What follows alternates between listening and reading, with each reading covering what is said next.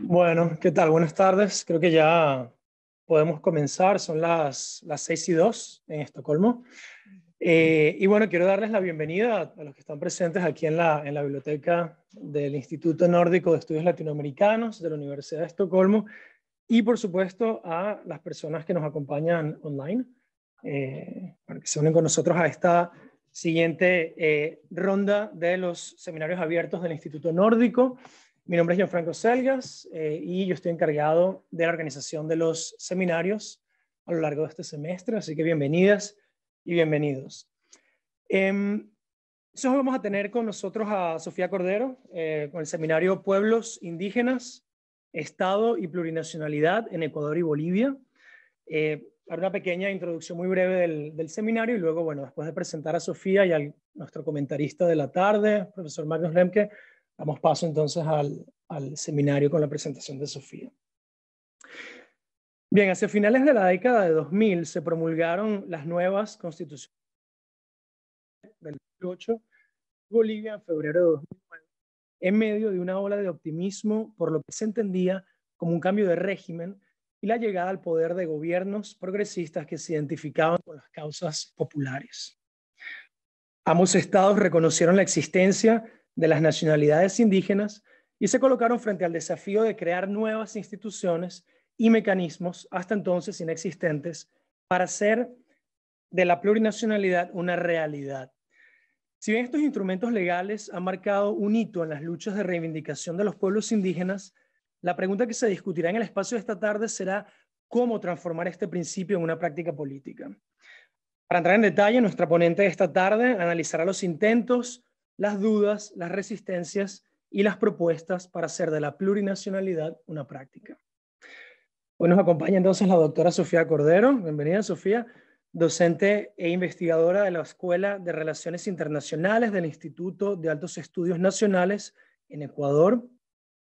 Es doctora en Ciencias Sociales con mención en Estudios Políticos por Flaxo, también de Ecuador.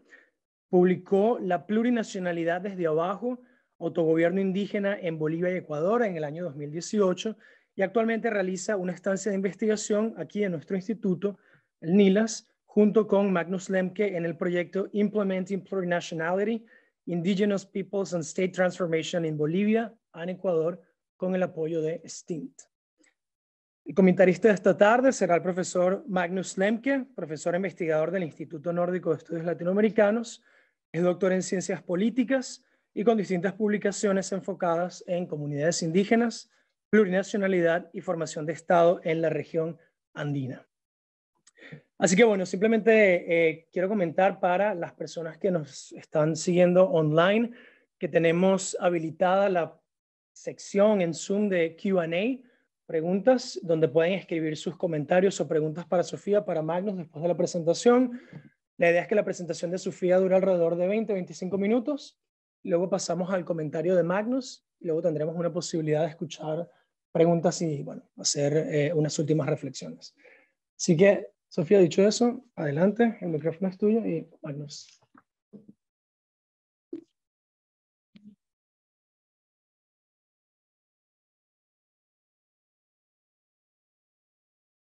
Bueno, gracias Gianfranco, gracias Magnus y colegas por estar aquí. Voy a hacer una presentación, ya lo dijo Gianfranco. Lo que voy a tratar de hacer es mezclar un poco mis investigaciones, ¿sí?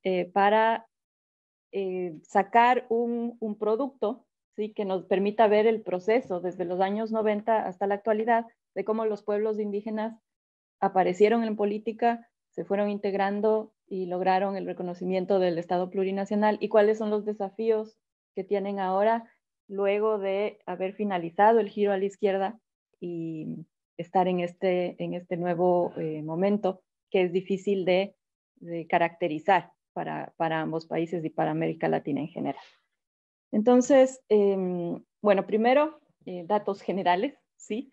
De Bolivia y de Ecuador. Bolivia tiene una población indígena del 28%. Este porcentaje siempre está un poco en discusión, pero está basado en la autoidentificación del censo, el último censo que se realizó en 2012. ahí hay un gran debate, sobre todo porque el censo que se realizó en 2001 presentó resultados que daban casi el 60%, bordeaban el 60% de autoidentificación indígena, y hay una gran caída en relación al 2012, ¿no? Entonces, lo que yo rescato y rescatamos de ese debate es lo maleables, cambiantes y activas, dinámicas que son las identidades, ¿no? Entonces, esa es un poco la conclusión de ese debate en Bolivia. Tiene un país grande, ¿sí?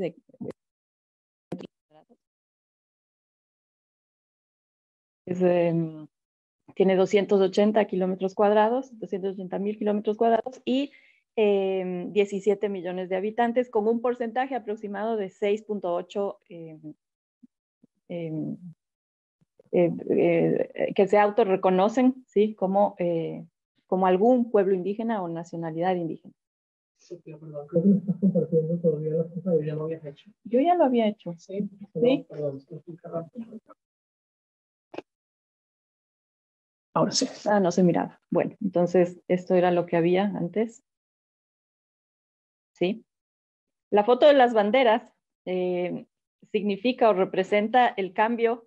Bolivia, a partir del 2008, que reconoce la plurinacionalidad, incorpora en sus símbolos una serie de nuevas figuras, entre esas la huipala, ¿no? Entonces, en todos los actos oficiales, la huipala está presente junto a la bandera tricolor. No así Ecuador, que ya vamos a ver por qué. Ecuador tiene un proceso de reconocimiento de la plurinacionalidad un poco sui generis, bastante diferente al boliviano. Entonces, voy a plantear 3 momentos analíticos. El primero, de los 90 al 2005, donde yo digo que existe una estrategia dual. La estrategia dual quiere decir que los pueblos indígenas se mantienen desde la protesta, desde las demandas, como movimientos sociales, entre los otros movimientos sociales populares, pero también acceden a la participación electoral a través del instrumento político, a la arena formal de la política.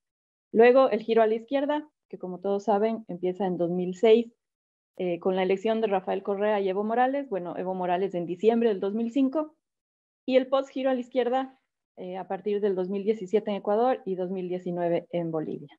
Entonces, en esos 3 periodos, ¿qué pasó con los pueblos indígenas y su relación con el Estado?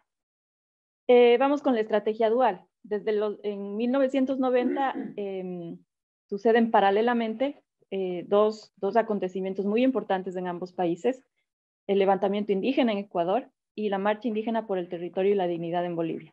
Las dos tienen en común que por primera vez presentan a los pueblos indígenas unidos, organizados y tomándose el espacio público de las ciudades principales, ¿no? Entonces, una muestra de que aquí estamos, y a partir de ahí suceden muchas cosas que no tenemos tiempo de revisar, pero básicamente lo que sucede es que el discurso político, el juego político, nunca más puede ignorar, ¿sí?, la presencia de los pueblos indígenas, de alguna manera. ¿Qué cambió a partir de 1990? Los pueblos indígenas empezaron a organizarse en base a su autonomía, es decir, autonomía respecto a la iglesia, respecto a los partidos políticos de izquierdas, socialistas, comunistas, obreros, que habían patrocinado un poco la organización indígena durante todo el siglo XX. Hay reafirmación identitaria con la creación, el debate, el pensar estos conceptos que ahora ya están en el discurso, pero que no estuvieron, y que son el concepto de nacionalidades, territorio, naciones y pueblos indígenas, para decir, bueno, ¿qué somos y cómo nos reconocemos y qué implica eso? Y la relación directa con el Estado, ya sin intermediarios, ¿sí? O sea, sin lo que Andrés Guerrero llamó sin ventriloquía, sin ventrílocos que hablen por ellos, y también este acompañamiento conceptual sirvió para interpretar todos esos cambios en lo que se consideró el fin de lo que también Andrés Guerrero llamó administración de poblaciones, es decir, cómo se organiza el Estado para lidiar, ¿no?, para organizar, para enfrentar la presencia de los pueblos indígenas a partir desde los 70 en adelante, pero sobre todo desde los 90. Ese esquema ya se rompe, se termina, y los pueblos indígenas son autónomos, tienen su propia vía de representación a la política y, digamos, se deshacen de esas cadenas, de alguna manera. Entonces, la tesis del instrumento político, así como el acompañamiento conceptual con esta idea, más desde la sociología, ¿no? De administración de poblaciones, de la ventriloquía, lo compartieron bolivianos y ecuatorianos, Andrés Guerrero, Silvia Rivera Cusicanqui. Luego, en la ciencia política, surge el cuestionamiento y el debate sobre el instrumento político, cuando se crean el MAS en Bolivia y Pachacutic en Ecuador. Entonces, ¿qué es el instrumento político? ¿Es un partido político común como todos los demás, popular, de izquierda, o tiene algo más por nacer de organizaciones indígenas campesinas que antes ya existen, ¿no? Entonces, hay todo un debate y sí, digamos que se empiezan a cuestionar estas formas de participación y de representación del partido político y se escriben trabajos interesantes, ¿no? Entonces, el movimiento al socialismo se crea en 1999, articula los principales sindicatos campesinos e indígenas de Bolivia, que son, bueno, son muchas siglas, no creo que no viene al caso entrar en ese detalle, pero las federaciones de trabajadores del trópico de Cochabamba, que son se conocen como los cocaleros, que son el núcleo del MAS, ¿sí? El núcleo donde nace realmente el MAS y donde Evo Morales construye su liderazgo. La Confederación Nacional de Mujeres Campesinas Indígenas Originarias de Bolivia, Bartolina Sisa, que es la versión femenina de los cocaleros, de alguna manera, de la zona del Chapare, y la Confederación Nacional de Colonizadores. Lo interesante de los colonizadores es que son esta figura de campesinos que también pueden reconocerse como indígenas, pero su función en el campo es colonizar. Es decir, no son originarios de la zona, sino que migran y van colonizando territorios, ya sea del altiplano al Chapare o a los valles, o del altiplano a las tierras bajas. Y es una categoría compleja, interesante. Ahora han pasado a llamarse interculturales, porque acogen varias identidades. Entonces, la experiencia electoral del MAS, vamos pasando. Elecciones municipales en 1999 son ya su primera aparición como partido político independiente. Los cocaleros en el Chapare participaron bajo otras siglas hasta 1999 y lo interesante o anecdótico es que para esas elecciones ya consiguen la sigla MAS, que es Movimiento al Socialismo, pero es una sigla que ya existía, que estaba en desuso en el Tribunal Electoral de una facción de la Falange Socialista Boliviana, un partido de tradición fascista. Entonces, los cocaleros aceptan apropiarse, digamos, de esta sigla. Entonces, no se debe, digamos, a un programa ideológico de socialismo, ¿no? Como a veces se cree, es una cuestión más pragmática de, bueno, vamos a elecciones de manera autónoma, ¿no? En ese momento, Bolivia vivía un proceso de municipalización. Bolivia se municipaliza o se descentraliza muy tarde en relación al resto de América Latina, con la ley de participación popular. Entonces, eso impulsó muchísimo la capacidad de los líderes indígenas y campesinos para entrar a elecciones y organizar sus municipios, ¿no es cierto?, en distritos municipales que ya existían, pero que no tenían los recursos, no tenían la capacidad de llevar adelante, de formarse como municipios independientes. Entonces, eso impulsó muchísimo. El MAS en el 99 se adueña prácticamente del Chapare, es decir, pinta el Chapare de color azul. Luego ya en el 2002 se vuelve segunda fuerza en el Congreso y Evo Morales ya tiene un papel muy protagónico en el legislativo, ¿no?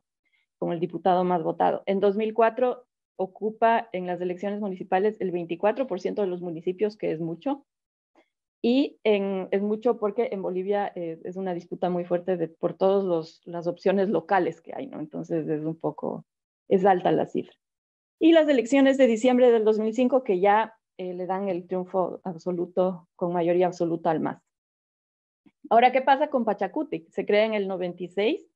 Igual con la articulación de movimientos aquí es un poco diferente porque la CONAIE articula a todo el movimiento indígena, casi todo el movimiento indígena, en una sola confederación, y también con sectores urbanos organizados en lo que se llamó la Coordinadora de Movimientos Sociales, que fue toda esta producto de la movilización de toda la década del 90, que fue muy convulsionada en el Ecuador. Entonces, asambleas populares, trabajadores que se articularon, por ejemplo, alrededor de la caída de Abdalá Bucaram, del famoso populista, ¿no es cierto? Y así, toda la década del neoliberalismo que impulsó la organización popular, fundan el Pachakutik, y la primera elección en el 96 le da el 21%, el tercer lugar con su candidato presidencial. Aquí hay una diferencia básica en el Pachakutik, en parte, bueno, por varias razones, pero en parte por lo que vimos del porcentaje de población indígena es bastante más bajo en el Ecuador, y su capacidad, por ejemplo, de participar con un candidato propio siempre lo ha limitado. Entonces, ha ido en alianza con otros partidos para las presidenciales, y aquí se inicia esa tradición, digamos, o esa maldición que consideran algunos, de tener que aliarse. Ahí se alían con un periodista, ¿sí? Un personaje de la televisión, que es Freddy Ehlers, y logran ese porcentaje. Las elecciones generales del 2002 ya le dan el 55%. ¿Por qué? Porque se alían con Sociedad Patriótica, el coronel Lucio Gutiérrez, que gana las elecciones, y esa alianza es fruto igual de una convulsión social, de la caída de Yamil Maguad a partir del feriado bancario, la crisis bancaria y la dolarización en Ecuador. Entonces ahí tienen mucha fuerza. El movimiento indígena logra que esta figura, que es el coronel Gutiérrez, que es parte, digamos, del golpe contra Maguad, llegue al 55%, y llegan así a la presidencia. Pero ¿qué pasa? Esa alianza es una alianza fallida. No tienen más de 6 meses en el gobierno de Lucio Gutiérrez, y en adelante el gobierno cambia de discurso, se alinea mucho más con Estados Unidos, deja todas las demandas de esa izquierda popular que le dio el triunfo, y empieza un periodo de ataque y de asfixiar a la CONAIE, ¿sí? Desde lo local, desde la Amazonía, a través de diferentes formas clientelares de comprar dirigentes, es decir, un proceso bastante complejo y perverso de debilitamiento del movimiento indígena, ¿sí? Una crisis de la que no sale en varios años, hasta hace poco, digamos, ya vamos a ver.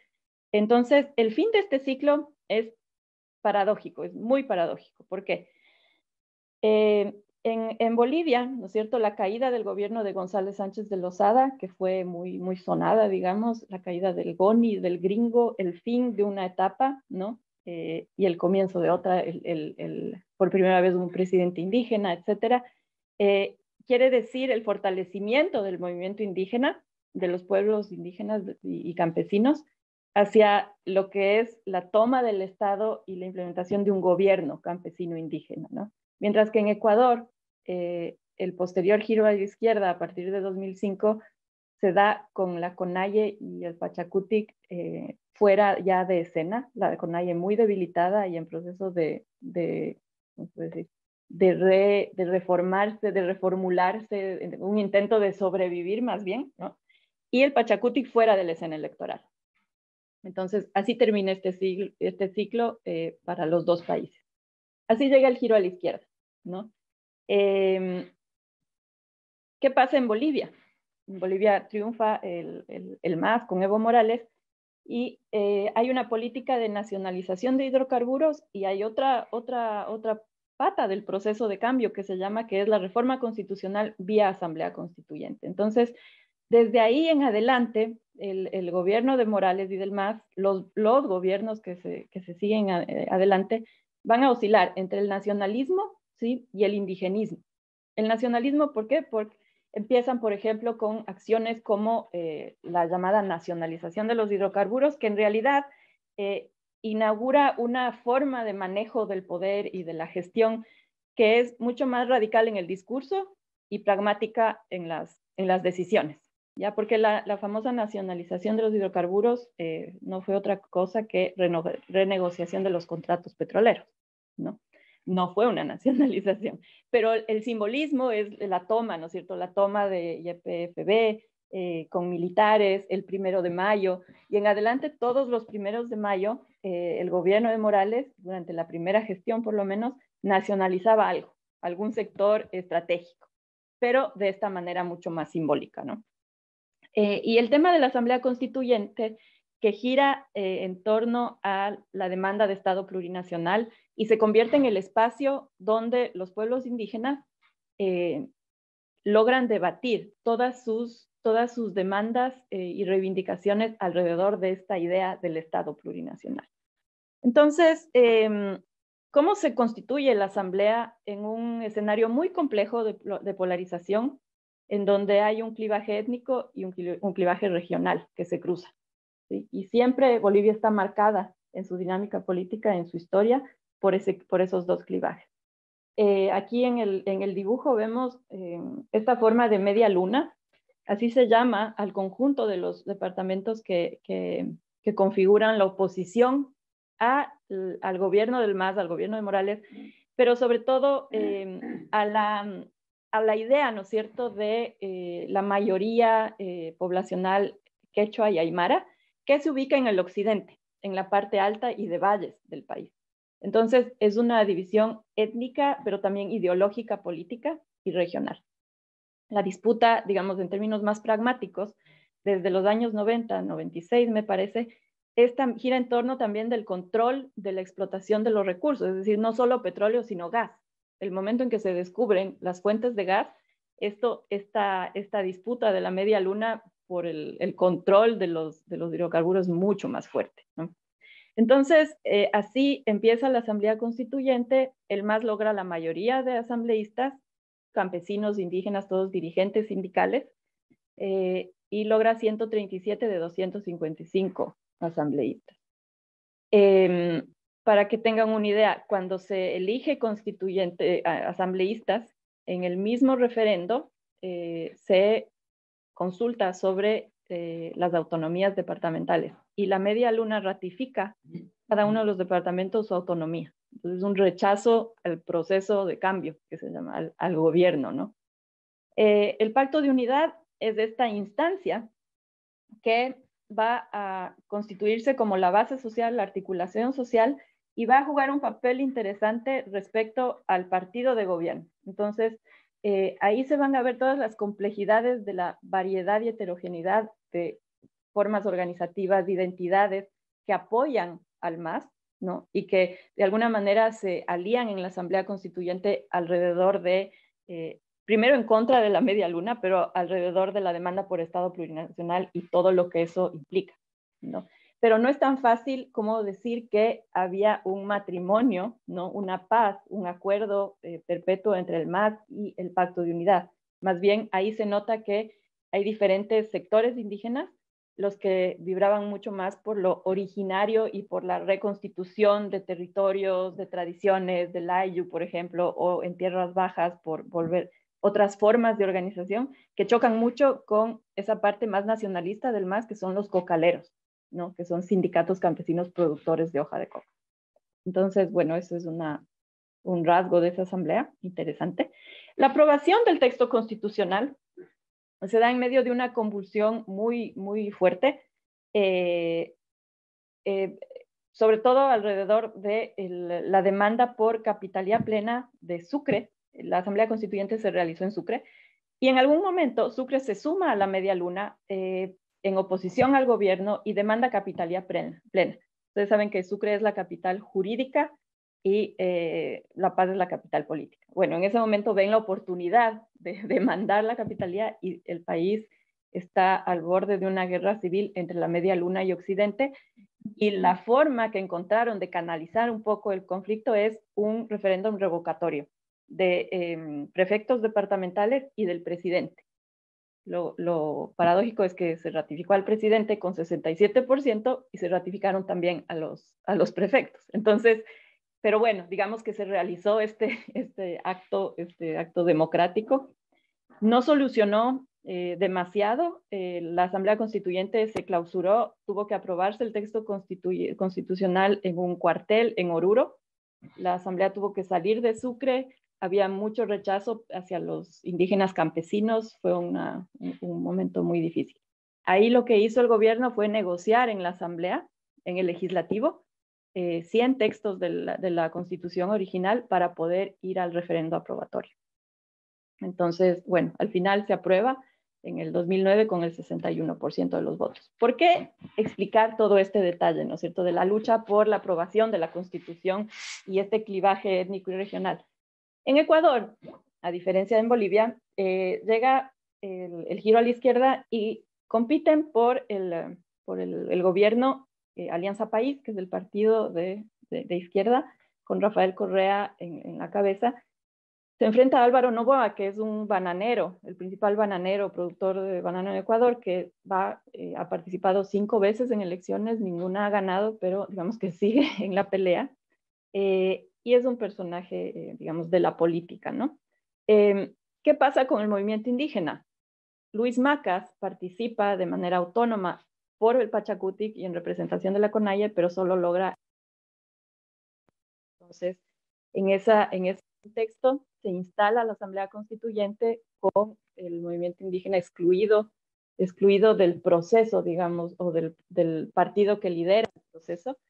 Y aquí yo quería mostrar un poco las imágenes, la estética, ¿no es cierto? A diferencia de en Bolivia, que reitera mucho la plurinacionalidad, la huipala, los símbolos, ¿no es cierto? El Ecuador mantiene esta idea de la república, ¿no? En todos sus símbolos, el escudo, la bandera, es bastante, digamos que dice mucho. Ahí Alianza País, que es el partido de gobierno, logra igual mayoría, 80 de 130 asambleístas, y Pachacutic logra 4. Hay muchas hipótesis, muchas discusiones sobre por qué no se dio una alianza entre el movimiento indígena, Pachacutic y Alianza País, la nueva opción de la izquierda, ¿no? Que era lo obvio, era lo que se esperaba. ¿Por qué era lo obvio, lo que se esperaba? Porque durante los 90 la izquierda giró alrededor del movimiento indígena y fue el que lideró todas las luchas y las plataformas, digamos, ¿no? Como vocero y como articulador. Entonces, la agenda fue construida de esa manera y la izquierda llega con esa agenda, ¿no? Entonces, bueno, una hipótesis se refiere a la complejidad del movimiento indígena ecuatoriano, que es muy heterogéneo, reúne a todas las regiones de la Amazonía y de la Sierra, reúne a varias nacionalidades con identidades distintas. Hay quienes le atribuyen a las experiencias negativas de alianzas para la trayectoria electoral, ¿no es cierto? Y es verdad, en ese momento el movimiento indígena, después de la fallida alianza con Lucio Gutiérrez, no quería volver a ir con otro candidato. Entonces, lo que proponía el movimiento es que Luis Macas, que está ahí, sea el candidato a presidente y Rafael Correa sea el candidato a vicepresidente. Pero obviamente eso no iba a suceder. El estilo y manejo personalista del poder del candidato, que digamos que luego salió mucho más a relucir, y las diferencias ya en agendas programáticas, ¿no? El tema, y eso se vio ya en adelante, el tema del extractivismo, la inauguración de la minería a gran escala en el país, justo en el año 2008, y una forma de descentralización impulsada desde arriba que va a chocar mucho con las iniciativas de manejo del territorio y de autonomía de los pueblos indígenas. Bueno, este es el discurso de clausura de la Asamblea Constituyente, en donde Rafael Correa corrobora, ¿no es cierto?, que los enemigos del proyecto de la nueva izquierda no son solo el ecologismo y el izquierdismo infantil que le llaman, sino también el indigenismo infantil. Entonces, ahí se aprueba una constitución, paradójicamente, que reconoce el Estado plurinacional, pero que está absolutamente, que quien la promueve y quien la lidera está peleada o desencontrado. Entonces, así llegamos al Estado plurinacional en el Ecuador. Ahora, ¿cuáles son los pilares del Estado plurinacional en ambos países? Compartimos los pilares, ¿no es cierto? En pueblos y naciones de indígena originario campesinas en Bolivia, pueblos y nacionalidades indígenas del Ecuador. Estas denominaciones tienen su historia, tienen sus razones, por eso son así distintas.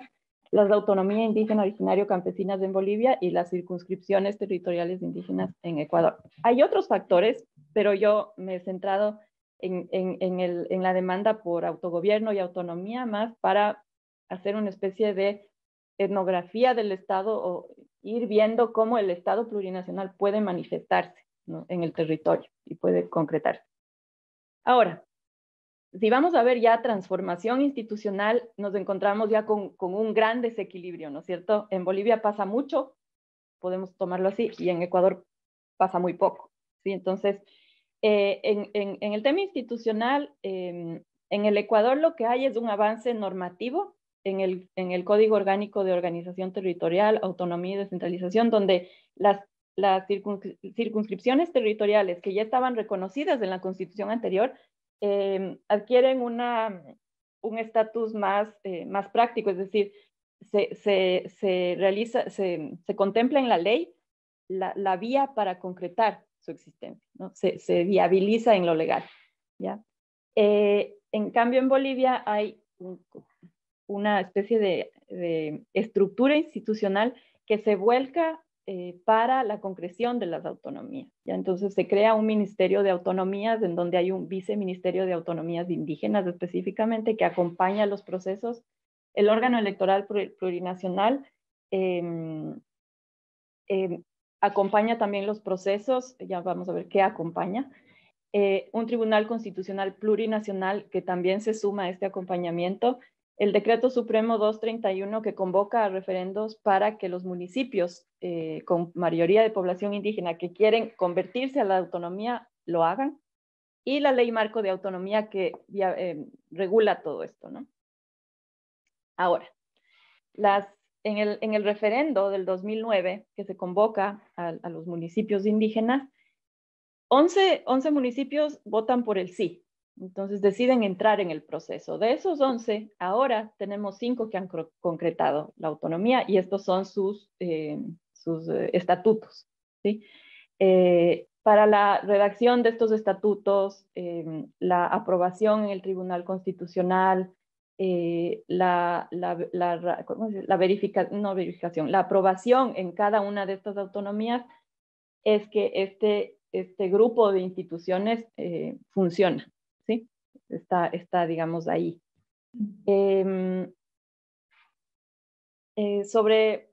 Más allá de eso, ¿no es cierto? ¿Cómo es que las autonomías que aprueban su estatuto entran a la práctica de algo diferente, ¿no es cierto? De algo que obedece a una innovación institucional o una propuesta propia de las comunidades?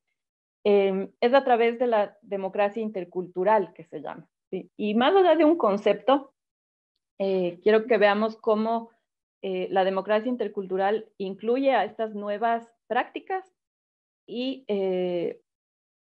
racionaliza jurídicamente el comportamiento de estas nuevas prácticas, ¿no es cierto? Que se institucionalice aquello con el reconocimiento de las instituciones. Entonces, la democracia intercultural es un concepto que está en la Ley de Régimen Electoral desde el 2010, perdón, y lo que dice es que hay 3 tipos de democracia que conviven en la democracia intercultural. La representativa, que es la que todos sabemos y practicamos en todos los países. La democracia participativa, que es esta versión, ¿no es cierto?, a través de mecanismos de referendo, de participación directa, diferentes mecanismos, se ha llamado participativa o directa, ¿no?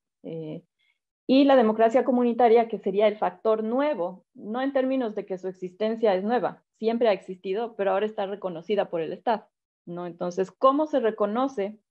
Por ejemplo, cuando en las autonomías indígenas van a elegir a sus autoridades, ¿sí? El órgano electoral plurinacional participa, ¿no es cierto? Entonces hay un calendario electoral. ¿Y cómo participa?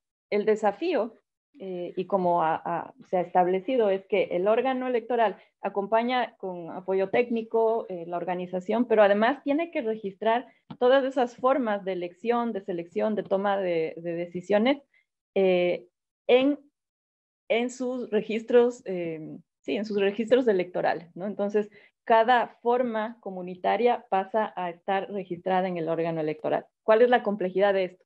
Que cada autonomía indígena tiene formas distintas de tomar decisiones. Entonces, por ejemplo, estamos viendo la foto de la autonomía de la nación Uruchipaya, ¿sí?, que bordea el lago Titicaca. Ahí se eligen candidatos y se toman decisiones con fila, Pues, el mecanismo es la fila. Entonces, la fila, el candidato que tiene una fila más larga es del seleccionado, ¿sí? Entonces, en la autonomía guaraní, que es la primera autonomía aprobada en el departamento de Santa Cruz, paradójicamente, que es el departamento de más oposición, digamos, el que lidera la media luna. Pero ¿por qué es la primera autonomía aprobada en 2015? Porque el pueblo guaraní tiene una organización muy fuerte y habita en el departamento de Santa Cruz y otros de Tierras Bajas. Ahí, por ejemplo, se organizan por capitanías y son procesos distintos. Entonces, no con la fila, sino con asambleas y cabildos y otras figuras. Igual, el órgano electoral tiene que registrar esas formas y esos procesos. Para terminar, el post-giro a la izquierda. ¿Qué pasa en Bolivia? En el 2019 explota, se exacerba el clivaje étnico y regional. Las elecciones fallidas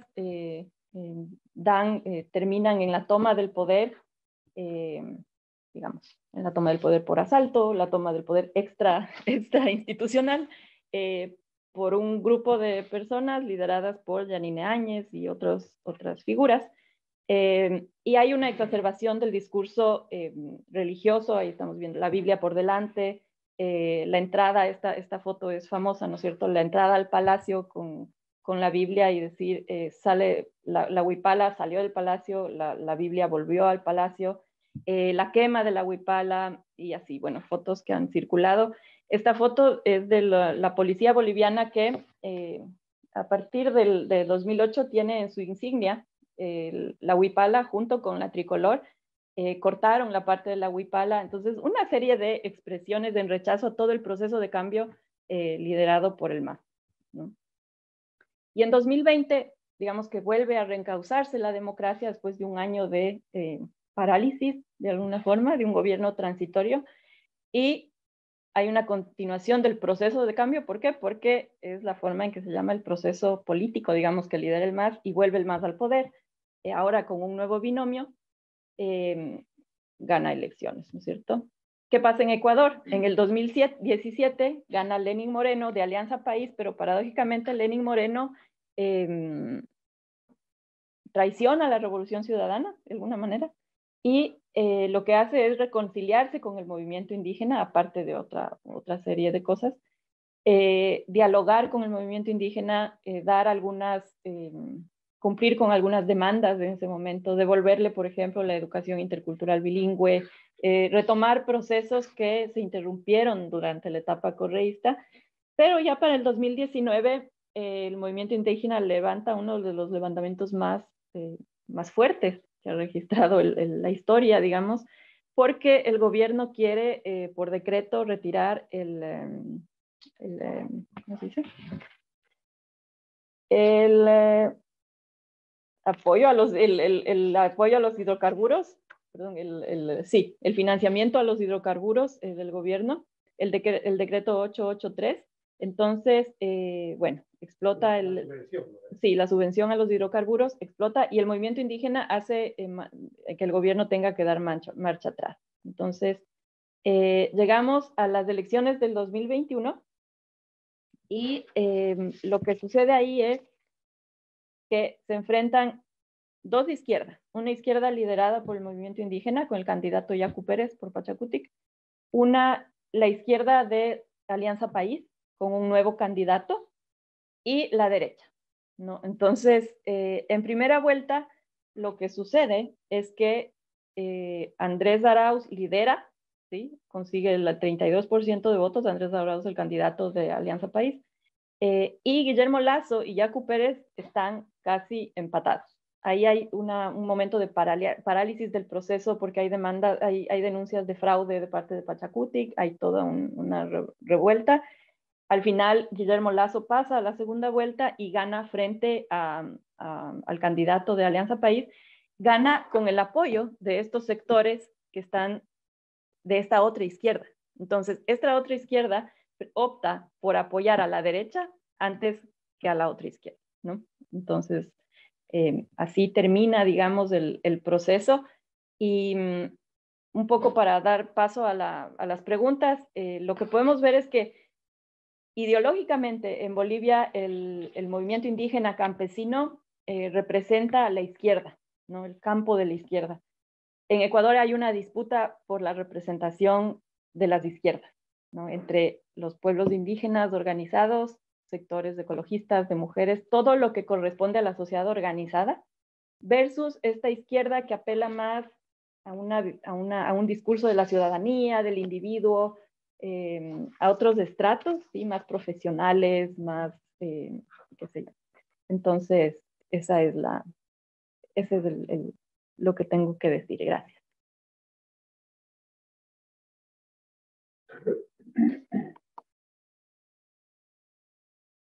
Gracias, Sofía, por esa charla muy interesante, comparativa, longitudinal y de ese proceso muy importante que está ocurriendo en la región andina, pero creo que tiene importancia para toda América Latina. Yo quiero preguntarte unas cosas sobre el proceso de implementación, porque yo, no sé, pero he identificado unas contradicciones y quizá podemos hablar de esas contradicciones para, por lo menos para mí, aclarar un poco más lo que yo pienso que es un poco difícil a veces de entender. Tú mencionaste cuando estaba hablando del contenido de plurinacionalidad, que hay pilares en los dos conceptos, pero en cualquier caso, cuando se lee la literatura sobre plurinacionalidad, el proceso de implementación, muchos autores dicen que todavía es un concepto bastante vacío, que se tiene que llenar ese concepto con algo. Y yo estoy preguntándome, ¿quién gana en mantener ese concepto vago? Por supuesto, los gobiernos de Morales y Correa, si plurinacionalidad choca con el extractivismo progresivo, quizás se puede entender que quizá no se tiene interés realmente de llenar ese concepto. Pero mi pregunta es, ¿también hay un interés del movimiento indígena de tener ese concepto vago? Porque durante 4 décadas de lucha por ese concepto, ¿por qué no hay más contenido de lo que es por parte de los indígenas? Entonces? Sí, creo que es uno de los puntos más importantes de la plurinacionalidad, que es un concepto vago y que los pueblos indígenas y campesinos y otros sectores que también lo apoyan, no tienen esa claridad, es decir, no tienen la claridad de qué es, de cómo se construye. Lo que es yo creo que es una plataforma en donde entran demandas populares de distinto tipo, ¿no? Entonces, demandas de pueblos indígenas sobre todo, pero también demandas del movimiento ecologista, del movimiento de mujeres. Entonces, es una especie y ahí viene lo paradójico, es una especie de plataforma de resistencia, pero en el momento en que se vuelve principio constitucional, entonces entramos en una cuestión muy difícil, ¿no? Que se soluciona en Bolivia de alguna manera, no del todo, pero encuentra un cauce porque hay un gobierno que adopta algunas de sus partes. Entonces, algunas de sus partes quiere decir, por ejemplo, que promociona las autonomías indígenas hasta cierto límite, ¿sí? Porque podría promocionarlas mucho más. Da, por ejemplo, 7 circunscripciones para pueblos indígenas en el legislativo, que es poquísimo para lo que representa, digamos, la presencia de pueblos indígenas en el legislativo. Entonces, yo creo que para entender el Estado plurinacional hay que ver cómo se va practicando desde el Estado y desde la sociedad, desde los territorios.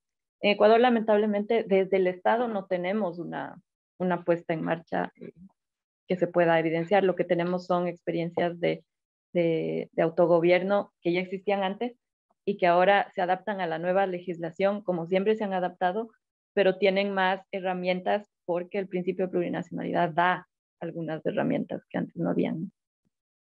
Mencionaste resistencia. A veces cuando se lee la literatura de movimientos sociales, una victoria significante para un movimiento también puede ser algo difícil. ¿Cómo vamos a actuar después de la victoria?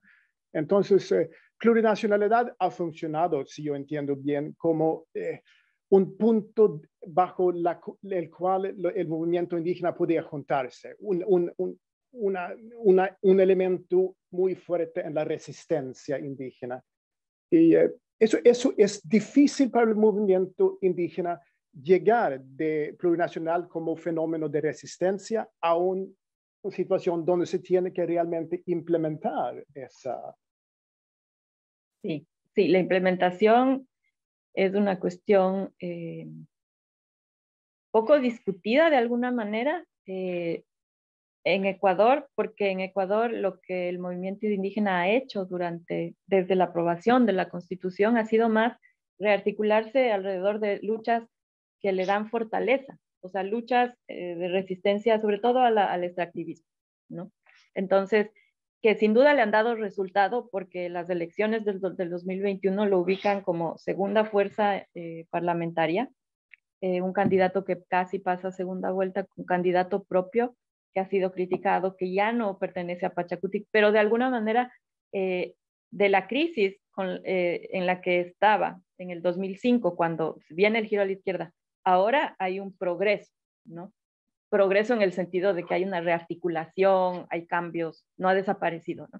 Y tiene la capacidad, además de aparecer otra vez con la forma del levantamiento de los 90, paralizar un país y hacer dar marcha atrás un decreto del gobierno, ¿no? Entonces, sí, es una cuestión que hay que debatir y que no tiene, digamos, no tiene un camino marcado. Ya, gracias. Otra, no sé si es una contradicción, pero a veces en la literatura por lo menos se lee sobre la implementación del plurinacionalismo como un proceso desde arriba. El Estado tiene que jugar un papel importante. Un proceso de abajo. Cada localidad tiene su contexto, se tiene que formar la plurinacionalidad desde arriba. Solo los pueblos indígenas locales saben que realmente que es un proceso que tiene que ser desde abajo. Eso desde arriba y desde abajo. Sí, el movimiento indígena dice, es un proceso particularmente de abajo. ¿Qué quiere del Estado? Porque también dice a veces que nada ocurre con plurinacionalidad, está en la Constitución, pero el Estado no hace nada para realmente hacer política real de eso. Pero es un poco contradictorio, ¿no? ¿Qué quiere el movimiento indígena del Estado? Hay ciertos elementos de ese proceso que el Estado tiene que asegurar.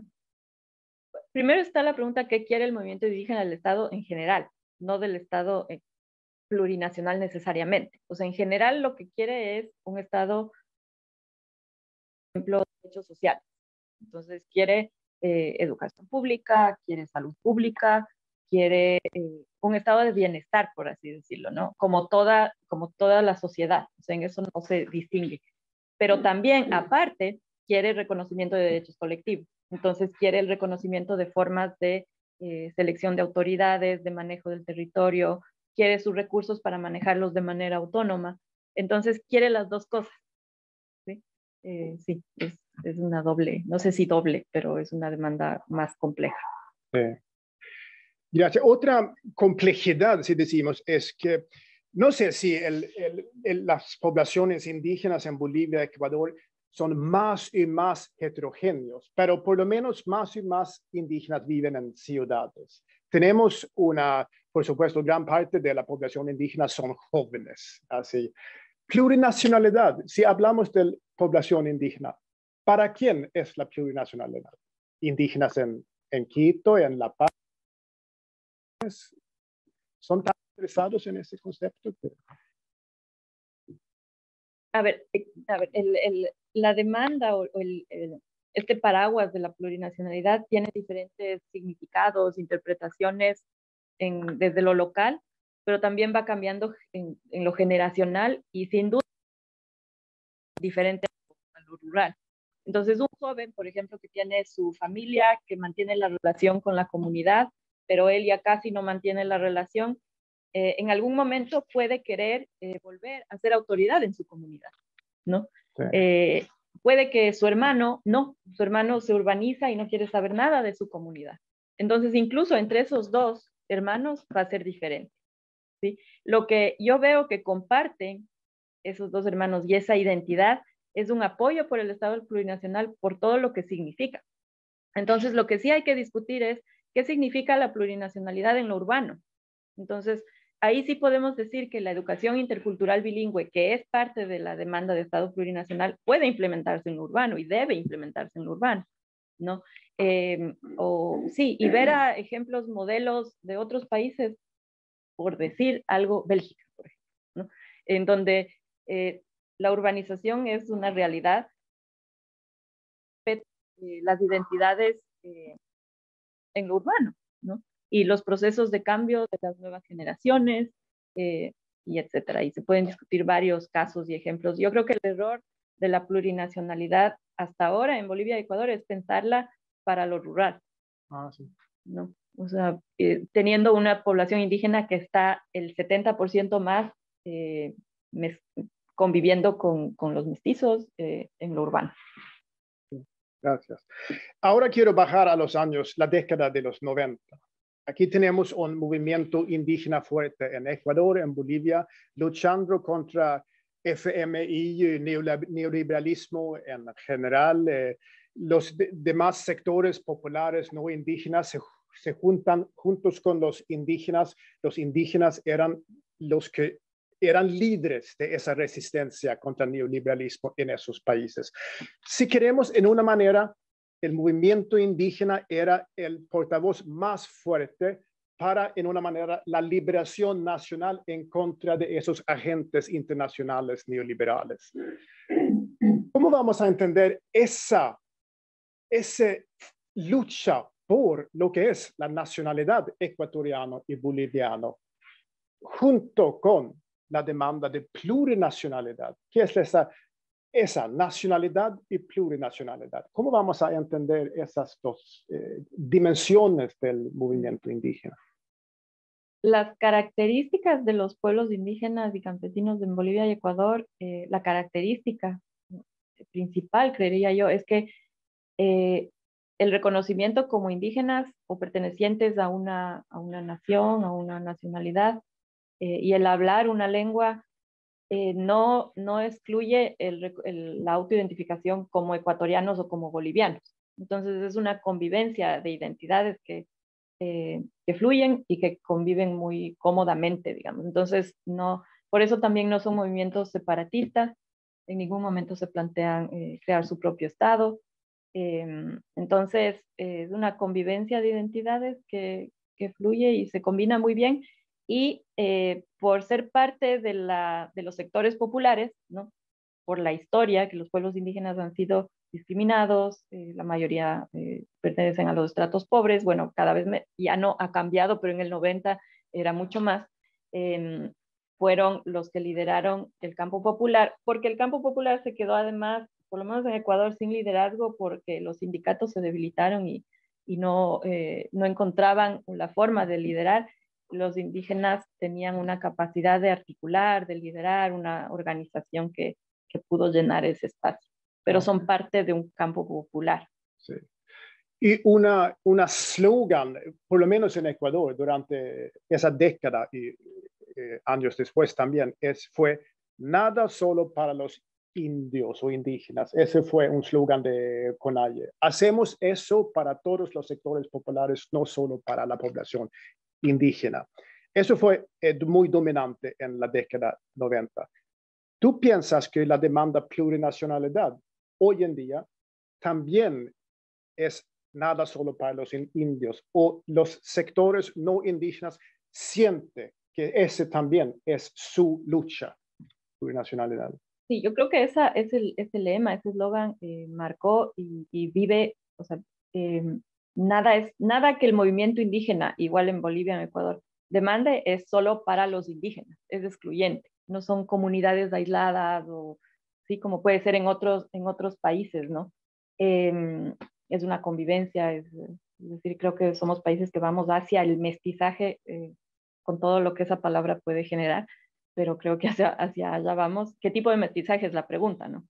Pero sí, las elecciones del 2021 creo que dejaron ver cómo el Estado plurinacional acepta todas las demandas, o sea, las demandas populares de muchos sectores, porque son sectores urbanos. De hecho, el mismo candidato, Yacu Pérez, es un indígena urbanizado, ¿no? Profesional, y los que acompañaban esa campaña eran sectores ecologistas, de mujeres, que no era el movimiento indígena, y que el Estado plurinacional ya se vuelve como parte de las demandas, ¿no? Como yo digo, es un paraguas que acepta todas las demandas populares y progresistas, sobre todo. Y ahí viene el dilema de las dos izquierdas. El progresismo se adapta muy bien a la demanda de Estado plurinacional y al movimiento indígena, mientras que la otra izquierda se ha dejado ver, se ha mostrado, ha gestionado lo político y ha gobernado de una manera mucho más conservadora, es decir, yéndose contra los movimientos feministas, yéndose contra el aborto, yéndose contra el control de la natalidad, todo lo que es educación sexual, yéndose contra el ecologismo de frente. Entonces, tenemos dos izquierdas y ya hemos llegado un poco en el debate al interno del país, digamos, a hablar de una izquierda conservadora y de una izquierda progresista, para diferenciarla, ¿no? Vale, yo no tengo más preguntas por el momento. Solo quiero decir que con aún más inspiración quiero realizar el proyecto sobre plurinacionalidad que vamos a hacer. Sí, sí, ahora sí.